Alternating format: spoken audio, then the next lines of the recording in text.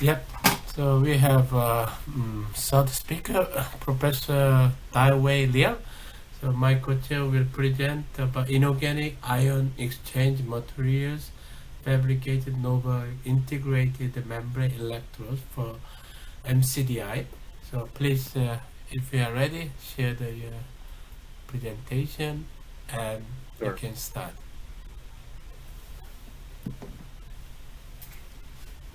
Okay.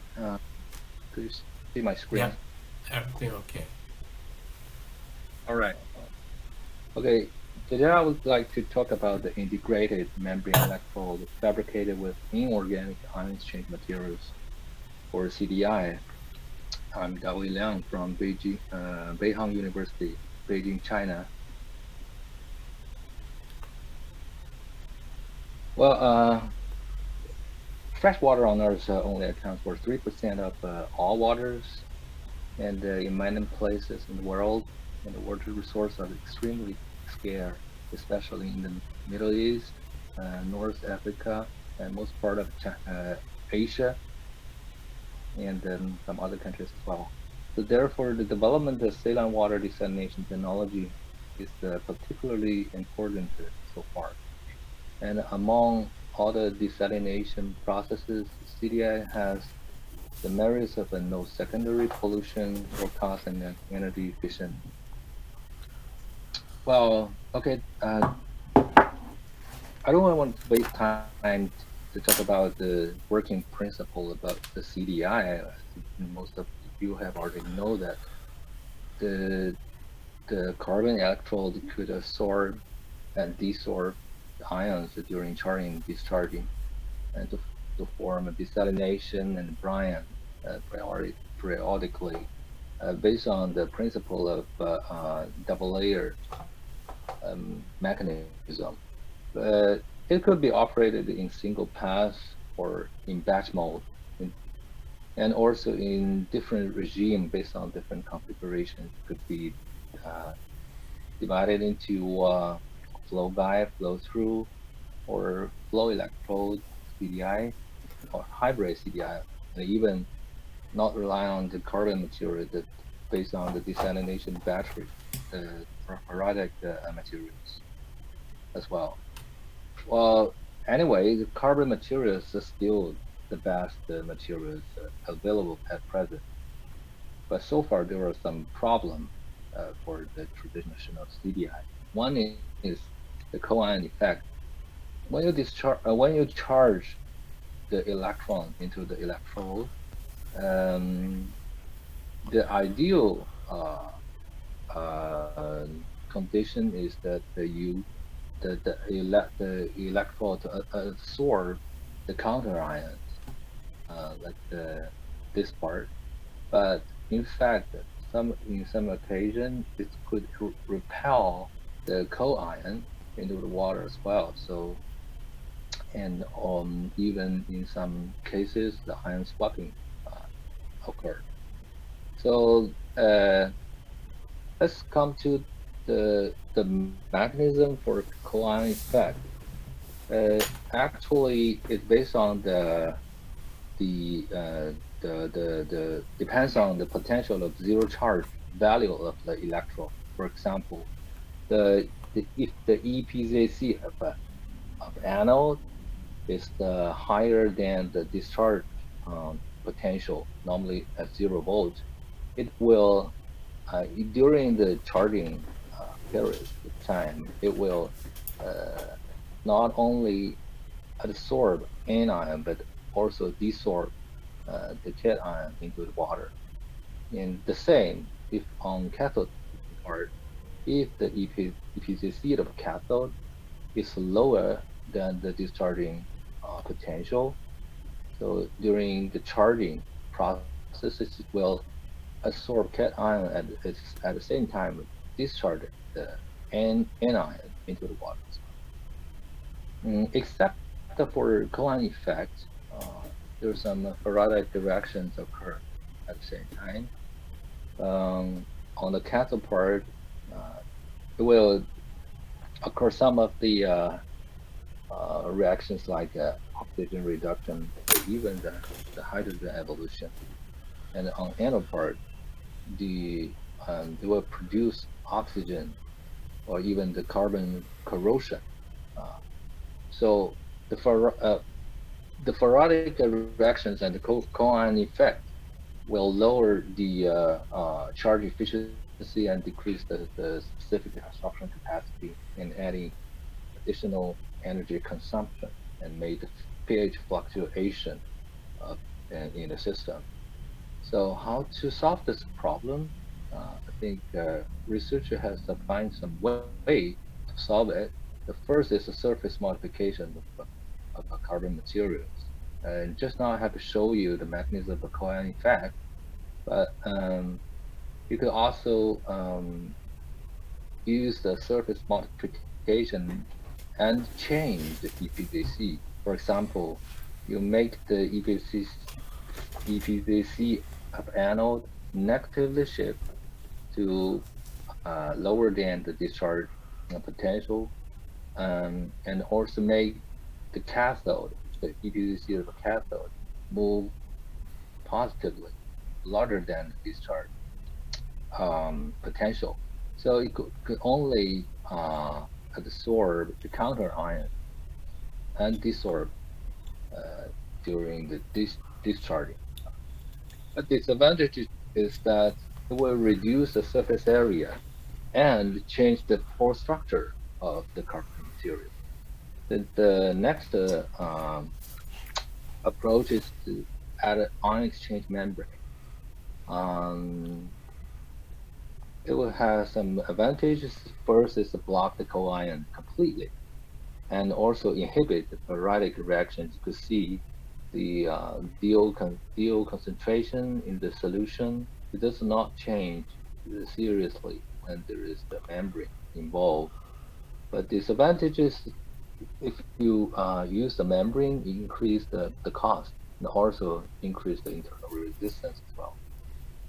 So to reduce the usage of the membrane, you could change the use the membrane solution to make an integrated membrane electrode uh, by using the coating, the casting or dip coating way, coating with ion exchange polymer, or sometimes even the non-polymers will also solve the problem, like sulfonated RGO or ionic group grafted and metal oxide. We can also use the polymer mixing to realize it, reduce the charge, the char, the charging rate or ionic transportation rate. And the last one is quite similar to the previous slide, just to make the surface modification with the ionic group. Okay, let me introduce my previous work. Uh, we have developed the technology that enhancing the desalination CDI with IME, ice spray coating, ion exchange polymer to form a very thin layer on top of the AC carbon. And by that way, we reduce the cost and resistance of the electrode and also increase the absorption rate. You can see when um, spray coating a very thin layer of an anion exchange polymer, use the fumium and the cation exchange polymer naphthalene on top of the AC electrode. The very thin film was formed and activate a very good the capacity for the counter ion, specific for counter ion, and the no co-ion um, store. So it also exhibit very good charge transfer and with very good desalination performance as well.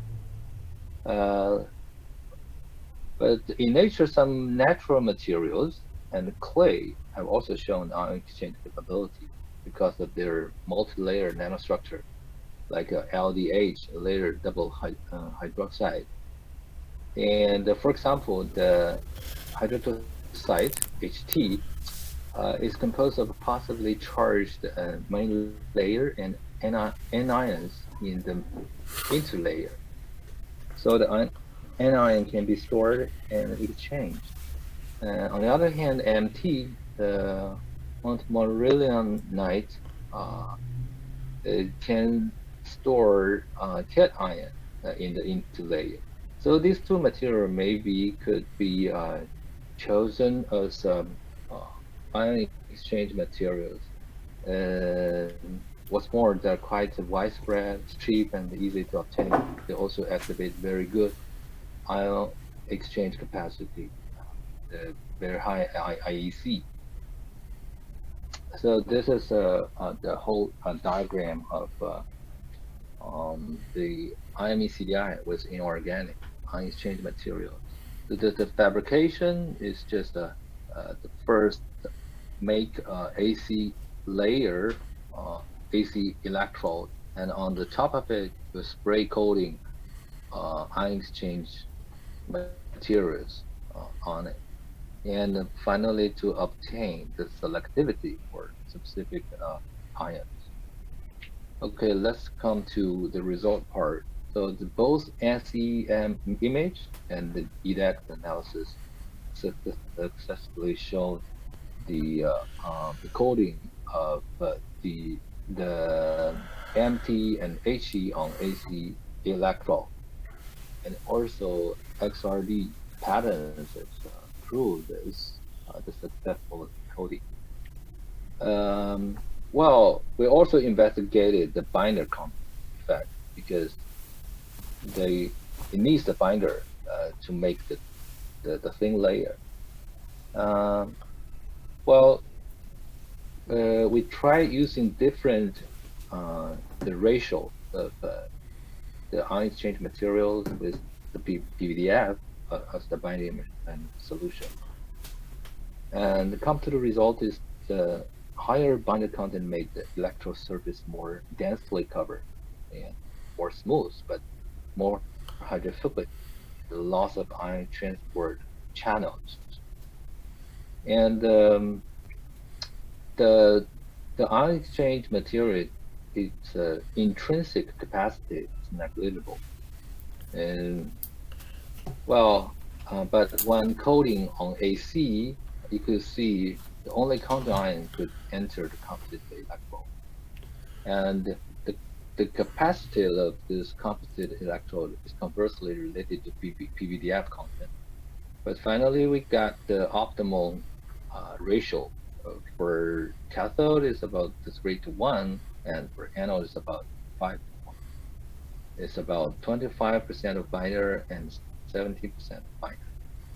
Uh, okay, we also investigated the per perm selectivity of the sole MT or HT coating layer painted, painted on stainless steel mesh as the substrate. And the result tell us that the higher PVDF content, the higher charge transfer resistance, but it could also get a higher perm selectivity.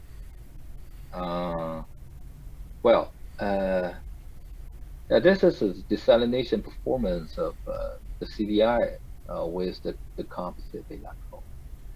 Well, in short, the PVDF binder blocks the co-ion, so resulting in high CE. So with the increasing of the PVDF content, you could get increasing CE, reaching about 84 to 94%.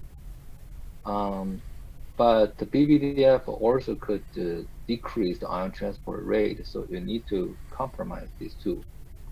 So anyway, you could get a maximum specific absorption capacity about 13 to 60 milligram per liter, and also the highest specific absorption rate at a certain PVDF concentration.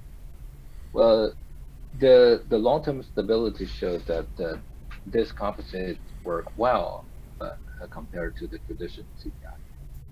And also, we tested the stress of organic pollution. using the sodium alginate as an example, you could see that the CDI attenuate quite fast the specific sulfur capacity when meeting with the organic. But anyway, the IME CDI work so well and only decrease a little bit when there is the presence of the organic pollution at a concentration of 50, 100, and 200 milligrams per liter. And when you stop the organic pollutant, change to fresh salt solution, the sac will be recovered a little bit. Well, let's come to the conclusion part.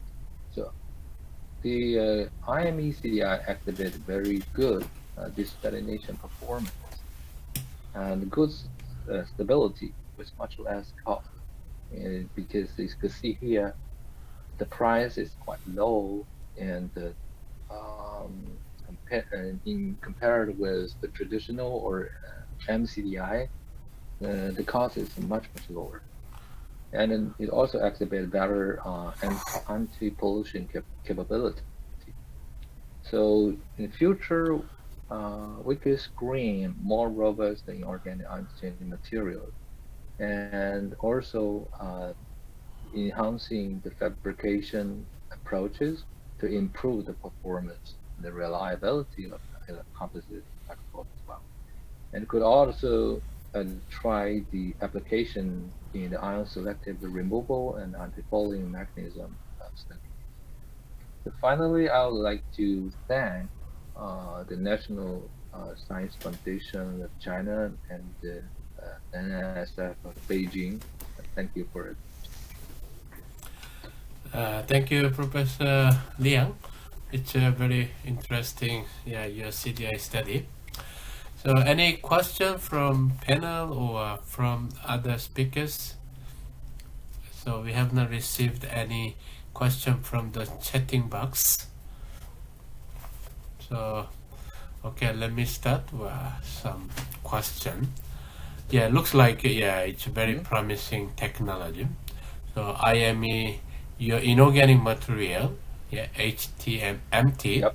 So when you compare, just like we have several ion exchange membrane. So some people they just use a very simple coating method rather than purchasing the ion exchange membrane.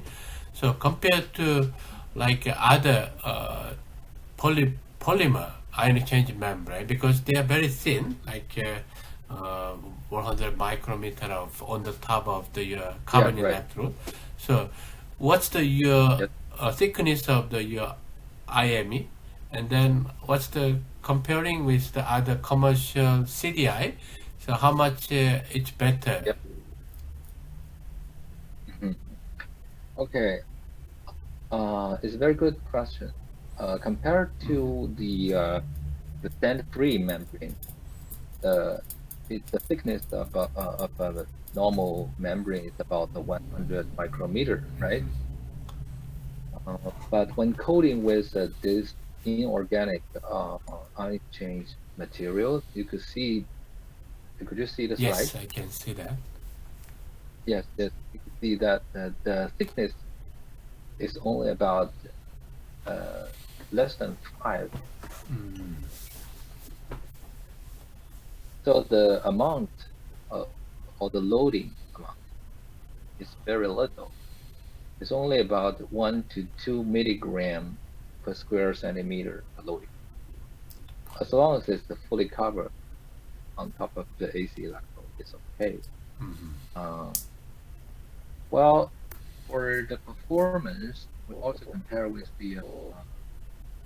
the commercialized membrane CDI. You see that this one, this is a CE, and the right side, the right figure is the SAC. The blue triangle is HDMT composite. The performance is relatively quite similar to the MCDI in our previous study. Yeah.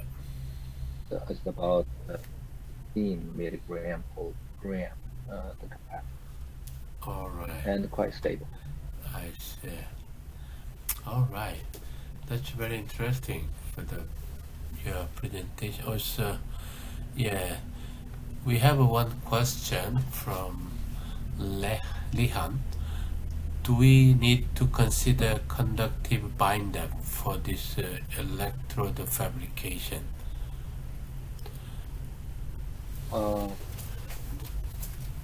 Yeah, I think we consider the PVDF ratios quite seriously because if there is no PVDF, this binder, it could not form a stable layer because the inorganics ion exchange material itself doesn't have any binding capability. So if you just correlate half of the AC carbon, it will not be stable. It will be washed out. So you have to use the binder. But the binder itself is not is non-conductive. What binder? What binder do you use? We PVDF. PPDF. All right. I see. Yeah. Okay. So using PVDF is good, but higher content of the PVDF would not do good to the performance. So we have to compromise the PVDF content with the ion exchange materials, the composition. All right.